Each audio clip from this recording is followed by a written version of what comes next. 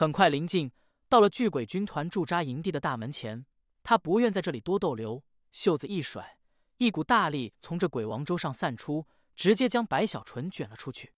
送到这里，老夫完成了王爷交代的任务，白浩，你好自为之。硬邦邦的说了一句后，吴长恭转身操控鬼王舟，头也不回，瞬间划破长空，直接进了魁皇城。既然来了，他自然要处理一些自己的事情。至于归途，他不打算用鬼王舟了，而是以传送阵挪移。而吴长恭的到来引起的声势不小，巨鬼军团内立刻有长虹飞来，而驻扎地的大门旁，眼下有2队魂修守卫，此刻神色肃然，双眼炯炯地看着鬼王舟远去，随后目光纷纷落在了白小纯的身上。来者何人？声音洪亮，更带着威慑，还存在了血腥之意，显然是经过血战后煞气极大。白小纯眼巴巴地看着吴长恭远去，又看着面前这巨鬼军团的驻扎地，愁眉苦脸地叹了口气，琢磨着既然到了这里，就只能走一步看一步了。可气势却不能丢，怎么说，我也是个大人物了，巨鬼王都要把女儿许配给我。白小纯想到这里，抬头望着大门前向他喝问的魂修，抬起下巴，摆出一副高深莫测的模样。巨鬼城大总管监察使白浩，这是我的令牌，还不带我去见你们的大统领，也就是我的未婚妻。白小纯扔出身份令牌，背着手傲然开口。白小纯趾高气昂，站在那里更是牛气冲天，尤其是背着手的样子，更是仿佛绝世天骄，似乎他一个人就可以镇压整个军营一般。而他的话语更是让大门口的这2队修士目瞪口呆，有些傻眼。白小纯话语的前半段他们没觉得怎么样，可那最后一句话却是让他们倒吸口气，被镇住了。他们大都不知道周子墨与巨鬼王的关系，可王爷毕竟是王爷，派人之人如此开口，这就让他们心神狂震。大统领是他的未婚妻？真的假的啊？这白浩我隐隐好像听说过，是王爷身边的红人，莫非这是王爷赐婚？这些修士震惊时，军营内因之前吴长恭的出现，从而被惊动的军中强者，此刻也都临近，听到了白小纯那大声的话语后，一个个也都面色变化，不可思议地看向白小纯，又检查了令牌后，确定了白小纯的身份，可神色却更古怪起来，但却不敢耽误，立刻去上报请示。白小纯眼看自己一句话就形成了如此效果，很是满意，觉得自己毕竟是做过万夫长的，气势比常人要强大很多，内心更得意了。重咳一声，行了吧，我要进去了呀。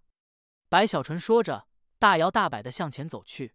他前方那些巨鬼军团的魂修面面相觑，不敢阻拦时，从军营内有一道长虹急速飞来，落在众人面前后，化作了一个女子。眼看这女子出现，四周众人纷纷松了口气。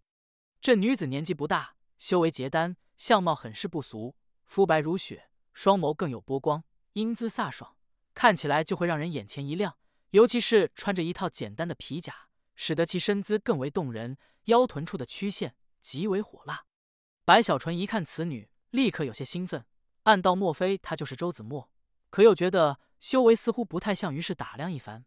正要开口时，那女子上前也看了白小纯几眼，淡淡说道：“跟我走，大统领要见你。”这女子对白小纯没什么敬意，此刻说完就转身走向军营，其背影随着走动，别有风采，使得白小纯忍不住多看了几眼。原来他不是周子墨啊，哼，胆子不小啊。白小纯有些不满，琢磨着自己怎么说也是巨鬼城的大总管，不过白小纯觉得自己不是小肚鸡肠之人，于是哼了一声，没去计较，跟在后面。心底也有好奇，对于这巨鬼王神秘的女儿，他这一路也在琢磨。按照巨鬼王的话语，比陈曼瑶还要动人，这可了不得。巨鬼王若是骗我，我正好借这个理由离开魁皇城，回巨鬼城去。白小纯暗自打定主意后，大摇大摆地随着前方那女子走在军营中，不时地看向四周，而四周之人也大都古怪地看着他，交头接耳。这是谁啊？居然由大统领的亲卫带路！我刚才听到外面的声音了，此人自称大统领是他的未婚妻。什么？种种惊呼不时传出。白小纯听到后，内心更为得意，目光在这四周扫过。这巨鬼军团规模不小，军士足有100万之多，一处处帐篷似无边无际，很是磅礴。更有肃杀之意，隐隐在这军营内散开，让白小纯不由得想到了长城。更是在随着前方女子不断的向前急速行走时，白小纯隐隐觉得这四周有不少人，依稀好像有些眼熟。还没等他好好回想，前方的那亲卫女修就带着白小纯到了这军营中心的一处红色大帐前。这大帐占地足有100丈，此刻天色虽不算暗，可也到了黄昏，帐内有些灯火闪耀，四周则是密密麻麻诸多守卫，使得此地肃杀之意极为浓郁。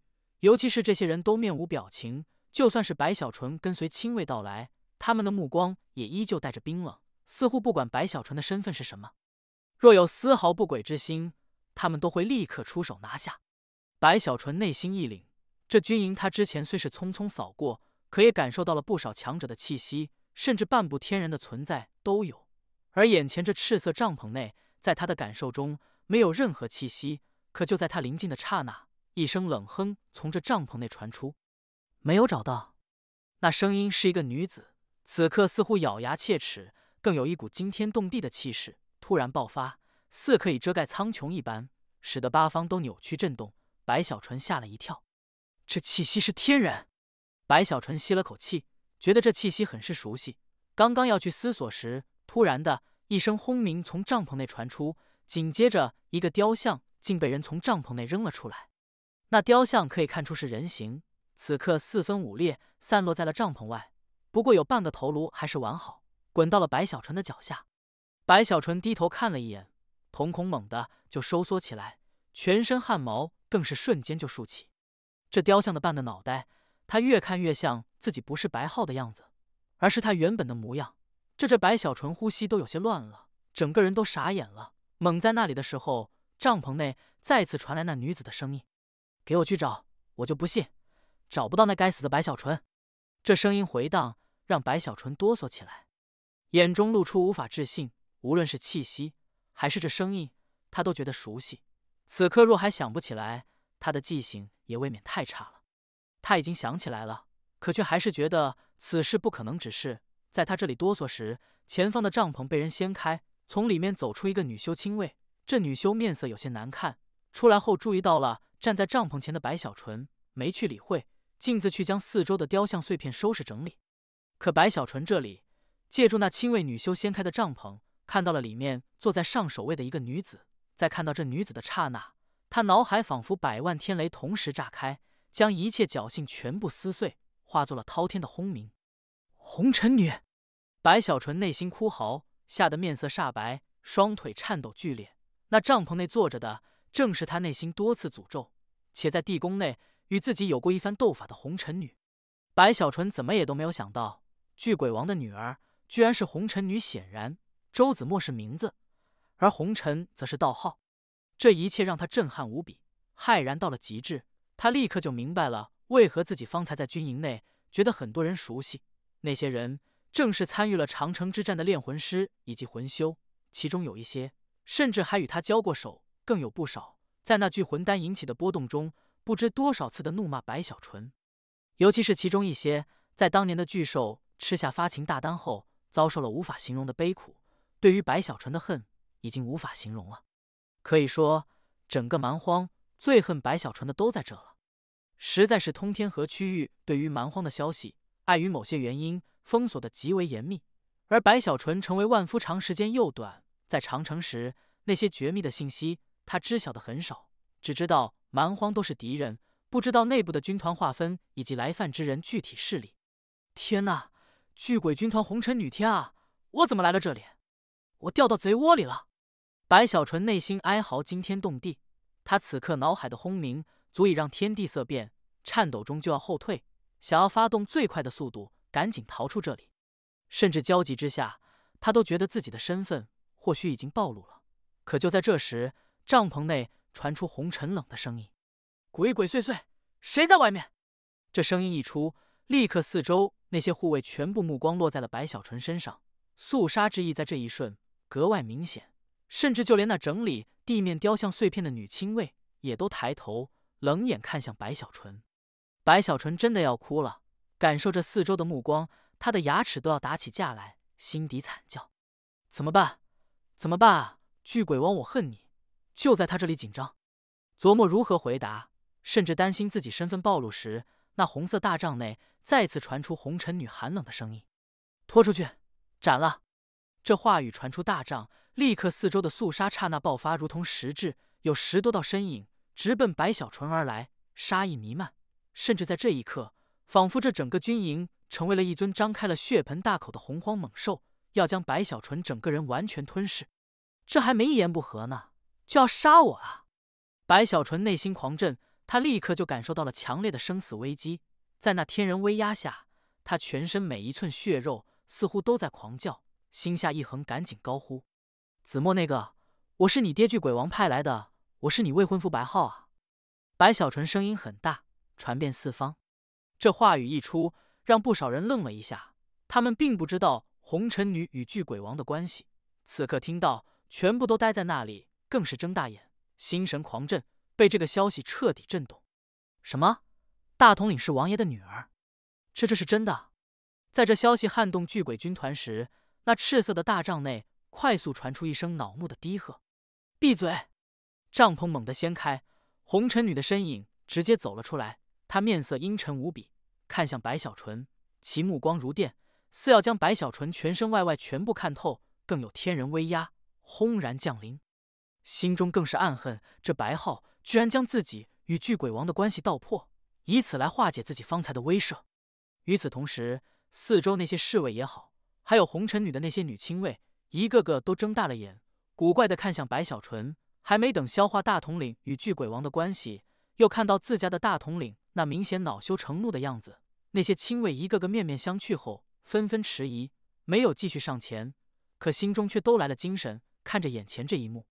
白小纯表面强撑着，尤其是在红尘女走出的同时，因帐篷的掀开，白小纯这一次看到的比较全面。他看到了在帐篷内还有7、8个自己的雕像，显然都是红尘女泄愤所用。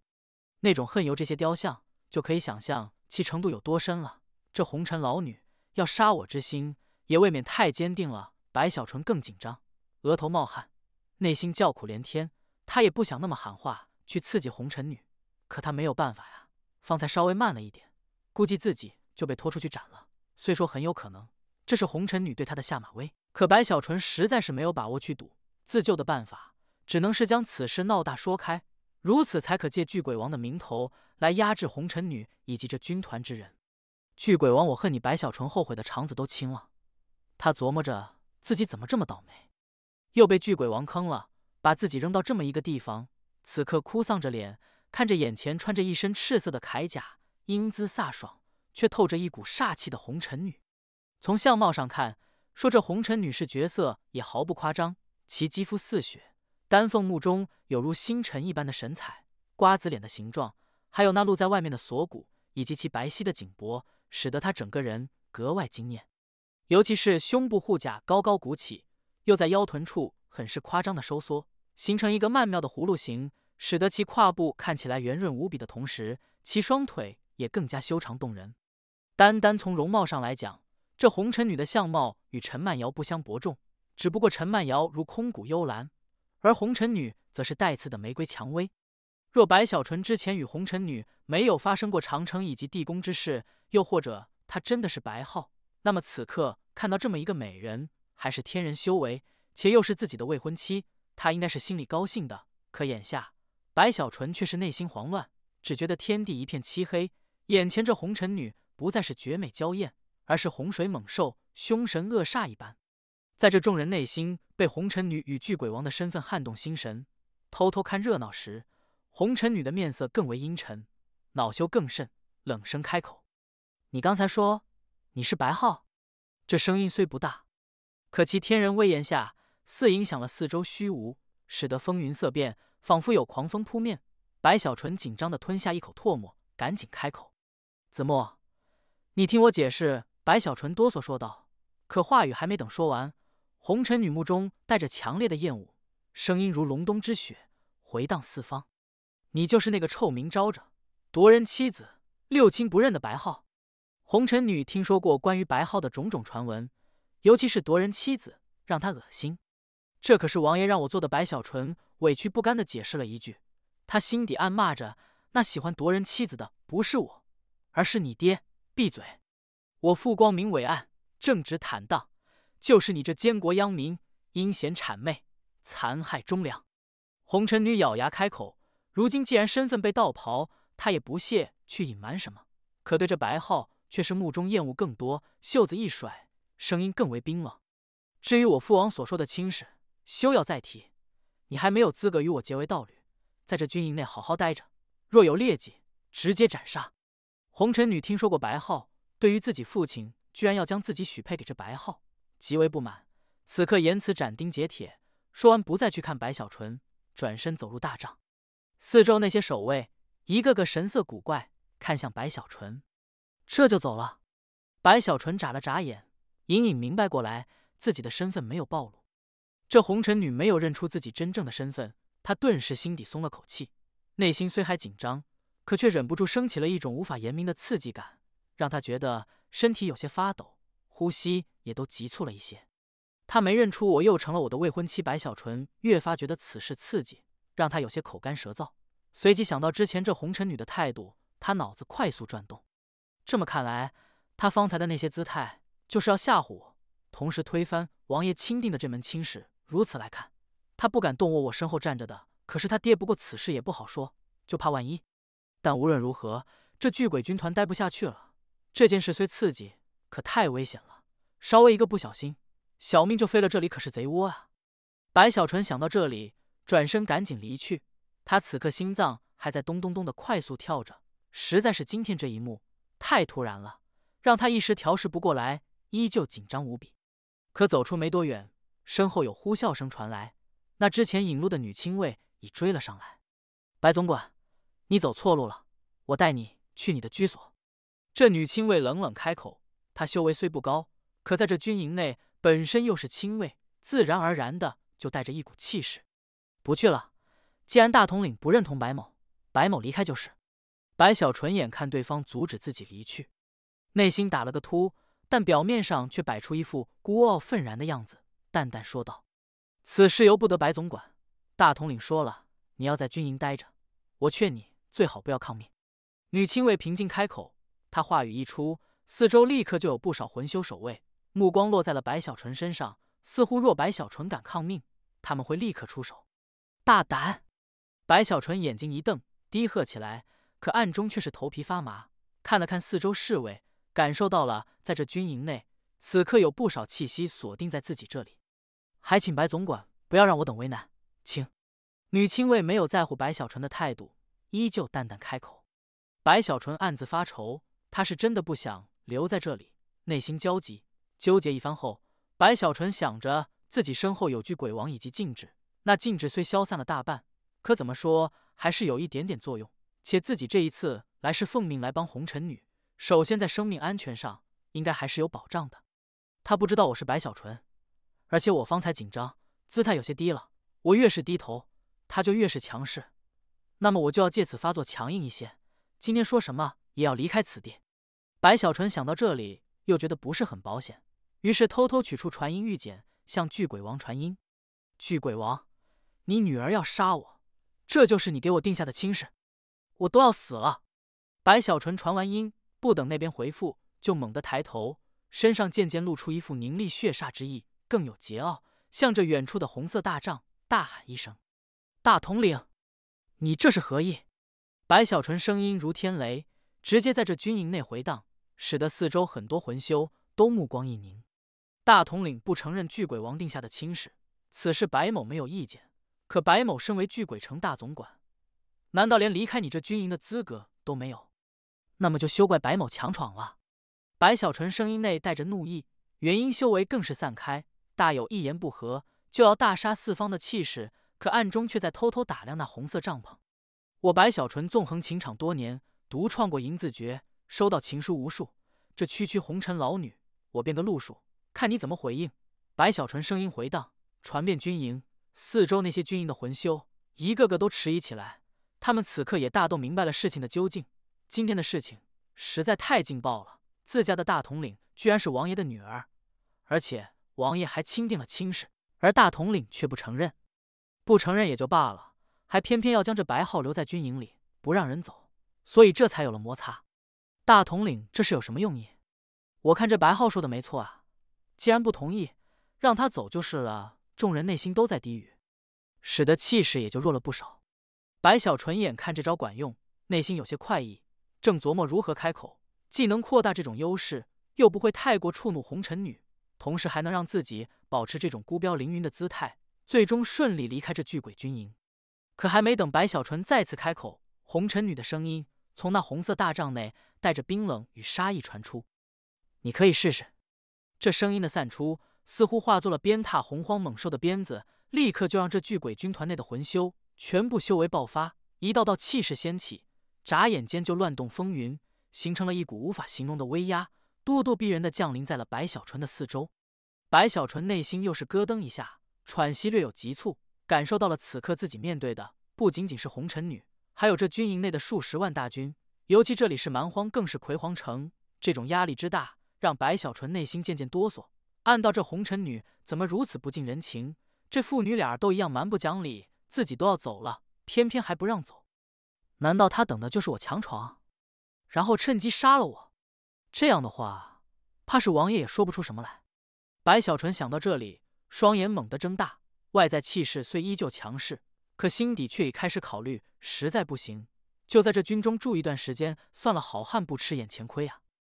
正纠结时，他也在不断的向着巨鬼王传音，巨鬼王那里也终于有了回复，先是安慰一番，随后保证这是一个误会，他会去与红尘女交代。得到回复后，白小纯这才心底放心，琢磨着自己眼下气势上绝不能怂了，于是声音更大。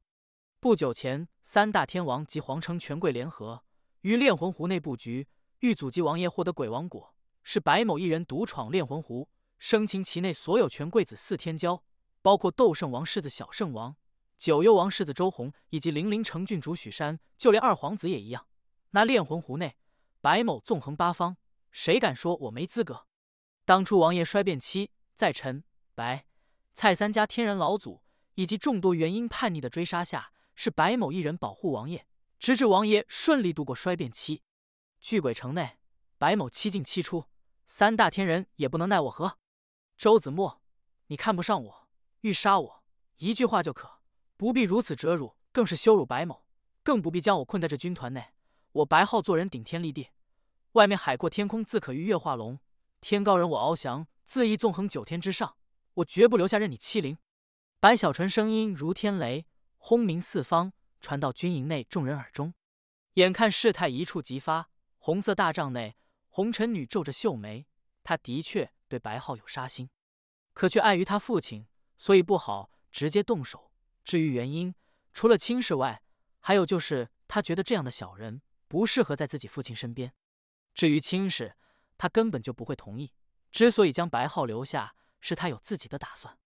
毕竟以红尘女的相貌与才情修为，在这整个蛮荒如骄阳一般，有太多的俊杰追求，让他很是厌烦。这里面绝大多数他都可以无视，可唯独两个人，他也不好太过拒绝。这二人，一个是大皇子，另一个则是天师的大弟子欧阳松。他们修为也是天人，地位尊高，就算是红尘女这里内心厌烦，可也无法阻挡他们二人的持续追求。于是想着将白浩留下，如此一来，不但自己有了借口，且白浩那边不需自己动手，生死就很难预料了。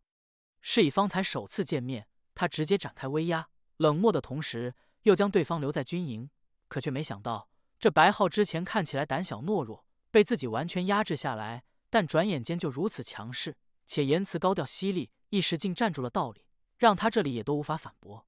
另外，他父亲巨鬼王也在此刻传来音讯，劝慰的同时，也都是说白浩的好话，更是暗中点出此人身上有与他父王同命的禁制。这就让红尘女无奈的暗叹一声。目录沉吟，半晌之后，才与他父亲达成了一部分约定。白浩必须要在军营内至少要住满3个月，3个月后可以随时离开。而在这3个月，红尘女也保证白浩不会出现任何闪失。按照红尘女的打算，3个月的时间足够皇城内的所有追求他之人都知道了白浩是自己父亲钦定的道侣，且也都会知道自己是不愿的。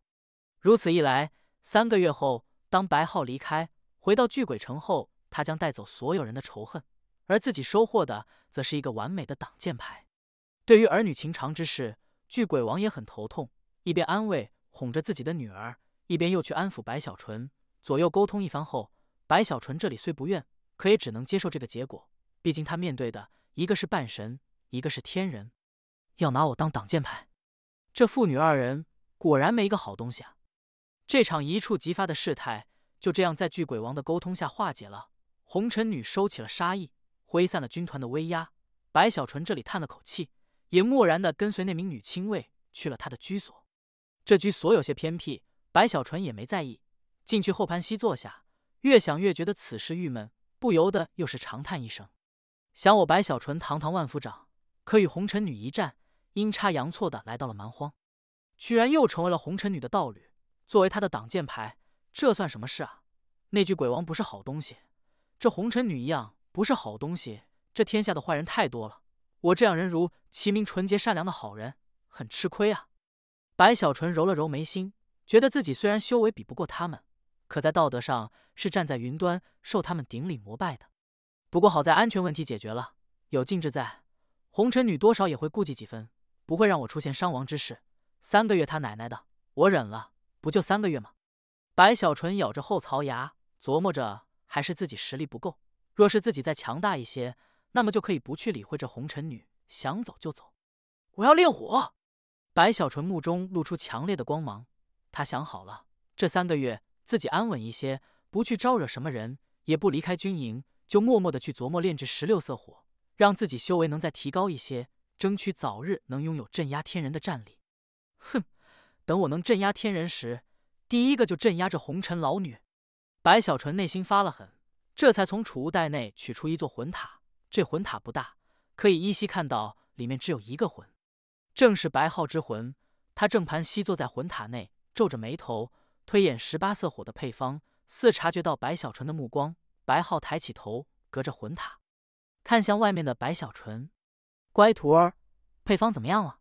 白小纯脸上露出温和，连忙问道：“师尊，还差一些。这18色火的配方，想要无中生有创造出来，难度不小，怕是时间上要更多一些。不过我有一个想法，这18色火或许可以用更多的17色火来演变出来，甚至我想改变思路，让其在火海状态时变化，等到了18色后再去凝成真火。”白皓有些疲惫，起身恭敬说道：“没事没事，不着急。皓儿你要注意休息啊。为师现在打算炼制16色火，你在旁帮忙看着些，若是有什么建议就直接说。”白小纯知道白皓在炼火上的天赋远非自己可比，而他对于16色火不熟悉，想要尽快炼出。白皓的天赋是关键所在，且对于白皓的鬼修之法，白小纯也在琢磨。此刻说完，白小纯右手一挥，将这四周布置了禁制后，取出大量的冤魂，开始按照自己当初抄家获得的16色火的配方，准备去炼16色火。至于那配方，他也研究了一段时间，有很多问题需要在炼制的过程中寻找解决的办法。眼看白小纯说炼就炼，白皓迟疑了一下，劝说道：“师尊，15色火之后成功率极低，而且很不稳定，稍微不慎就有可能引起无法想象的后果。还请师尊研究明悟透彻后再炼智慧好一些。而且此地似乎不大适合。没事没事，这里最适合了。你不懂，为师有经验。”白小纯干咳一声，言之凿凿。白皓听完，虽还是有些不放心，可眼看白小纯如此确定的样子，暗道或许师尊对于配方的研究已经到了很深邃的程度，于是也就安下心来，默默注视。白小纯调整了下气息，让自己心情平静下来，不再去考虑红尘女的事情，双手一挥，从他的储物袋内取出一团15色火。这15色火是他当初从3大家族抄家获得成品火后逆向推演，这才成功炼制。若非是担心太过招摇导致自己身份败露，他早就将全身上下所有法宝都炼灵15次了。没办法，先14次好了，不然的话怕是破绽太多，一旦被人怀疑就危险了。白小纯感慨，脑海浮现16色火的配方，琢磨片刻后，他双眼一闪，右手掐诀一指，顿时从储物袋另一座魂塔内取出大量的冤魂。这些冤魂刚一出现，立刻四周阴风阵阵，昏天暗地的同时，那些冤魂密密麻麻扩散开来，似要形成一场魂的风暴，引动四方。好在白小纯提前布置了禁制，更是展开了面具的隐藏之力，这才使得此地的一切波动没有被外界察觉丝毫。从外面看，白小纯的帐篷很安静，且眼下天色已晚，虽军营内巡逻之人不少，可也没多少人去注意白小纯这里。时间流逝，很快半个时辰过去，白小纯精神高度集中，不断地操控手中的15色火去融合四周的魂海。这种融合，只要有一丝一毫的错误，就会使得炼火失败。白小纯额头渐渐流下汗水，全部精神都调动起来，按照配方的要求，时而快速融合，时而缓慢融合，更不时地加入一些特殊之魂。整个过程让他觉得疲惫不已，可却咬牙坚持。我要变强，只有强大起来了。在这蛮荒中，一旦身份败露，还可有些保命之法。白小纯气息有所波动，这一次在红尘女那里，他是受了刺激，那种小命差点丢了的感觉，让他更为拼命起来。在白小纯的身上，有着一股执着，或者说是一种偏执。这执着从当年他在灵犀宗炼药就可以看出，更不用说眼下为了小命，他几乎是玩命了。渐渐他的双眼开始发红，神色也慢慢狰狞起来，使得旁边的白皓之魂也都有些紧张。他还是首次看到自己的师尊这么一副样子。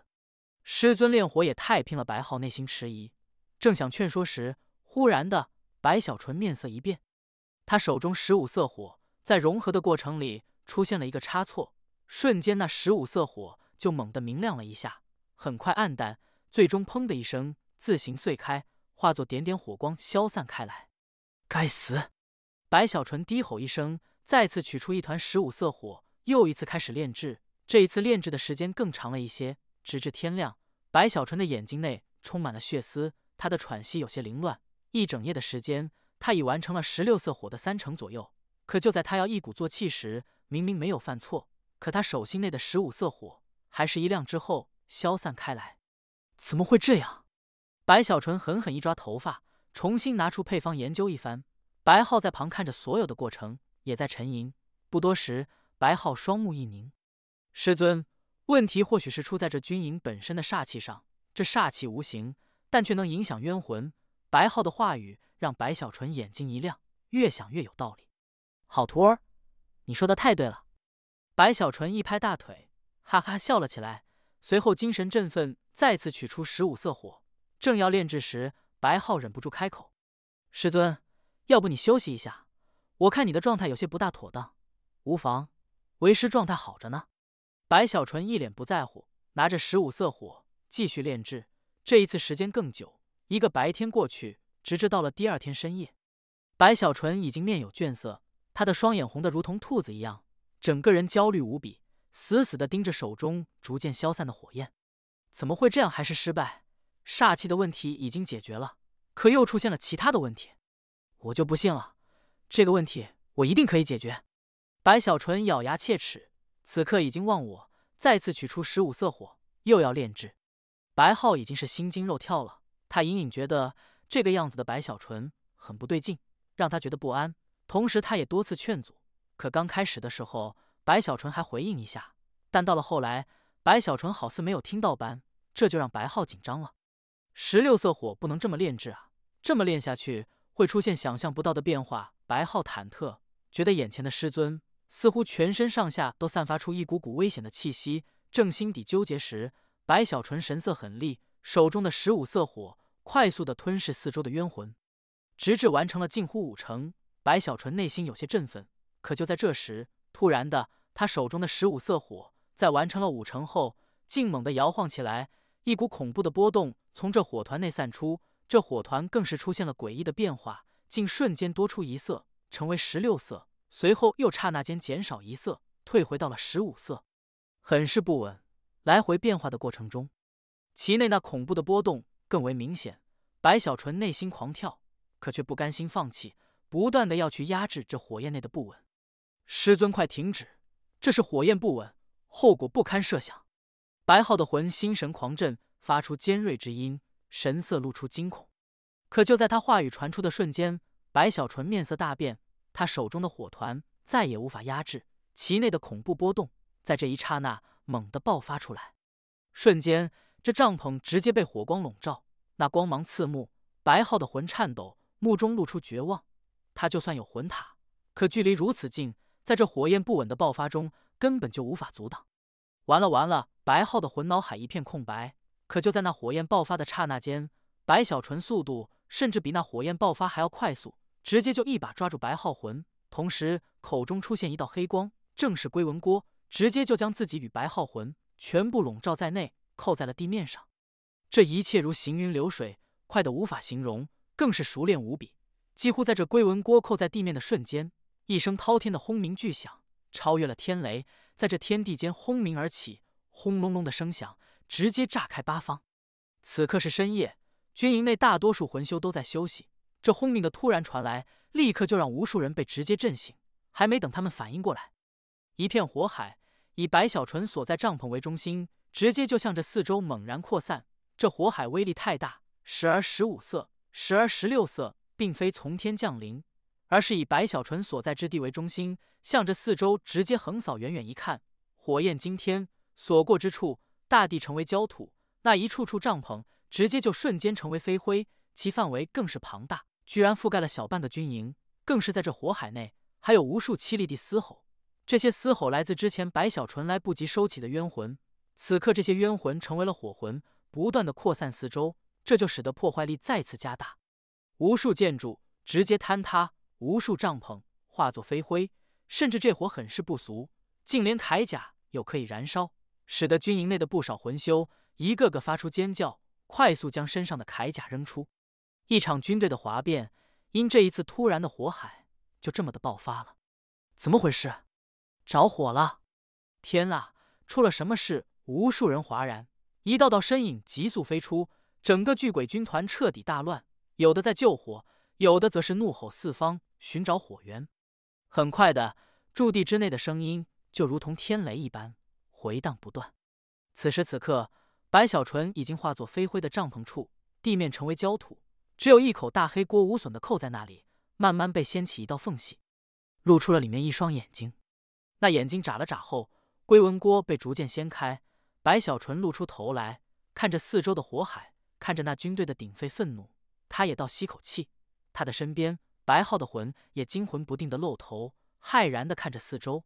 一想到方才的危险，他就忍不住哆嗦了。放心，我之前都说了，为师很有经验。你看咱们爷俩一点事都没有。白小纯有些心虚的干咳一声：“师尊，我们闯祸了。”白浩听到白小纯的话语，有些发懵，又想到此事的后果，他紧张不安的无法形容。没事，这种后续的事，为师那个也有经验。白小纯咳嗽一声，也很后怕，可在自己徒儿面前，却装出一副风轻云淡、置诸在握的样子，安慰开口：“这不是寻常火，这是炼灵之火。该死，莫非是敌袭？可这里是皇城啊，怎么可能有敌袭？快救火！这必定是人为，是谁干的？我要将他碎尸万段！”此刻，整个军营内大乱，无数人飞出寻找失火的原因。那一声声咆哮传遍四方，听得白小纯也都心惊肉跳，甚至都有不少魂修开始向白小纯这里飞来。他们已经看出了白小纯所在之地，似乎就是这一次火焰的源头所在。白浩魂更紧张了，此刻叹了口气，隐隐觉得自己这个师尊果然有些不靠谱。他快速转动心念，想要找出一个解决问题的办法。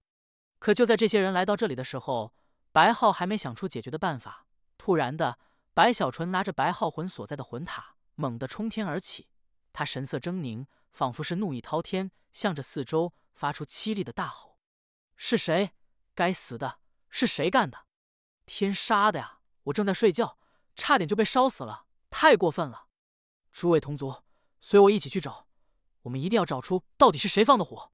白小纯怒意无边，声音内也都蕴含怒火，如狂雷般回荡四周，使得那些飞来之人也都一愣之后，来不及多想，就随着白小纯一起在这四周寻找开来。